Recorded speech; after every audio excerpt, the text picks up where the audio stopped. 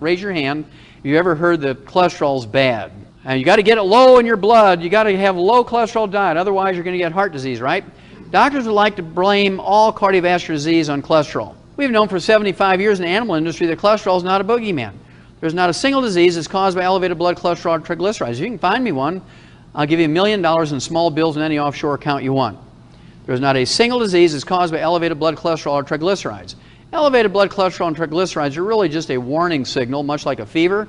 Fevers don't cause infections, but when you have an infection with a bacteria, a virus, a fungus, maybe a parasite, you can get a fever. You can have a broken leg and get a fever. You can have cancer and get a fever. You can have liver disease and get a fever. Babies get a fever when they teethe. And so you have to kind of sort it out. When somebody comes into a doctor's office with a fever, you have to say, well, okay, here's my whole list called a differential diagnosis, all the things that cause fever. If they're 80 years old, you can quickly rule out teething, right? But the rest of them, you may have to do some lab tests for them. At any rate, the same thing is true for elevated blood cholesterol and triglycerides. When you have elevated blood cholesterol and triglycerides, it might mean that you have hypothyroidism or low-functioning thyroid gland. You could have diabetes. You could have deficiencies of niacin, chromium, vanadium, the essential fatty acids. You could have liver disease.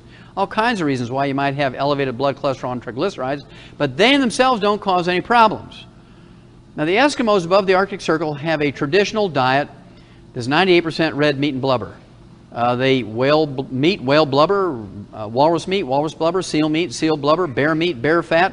There's not a single Eskimo above the Arctic Circle that has a Mr. Juice Man juice or eats organically grown broccoli.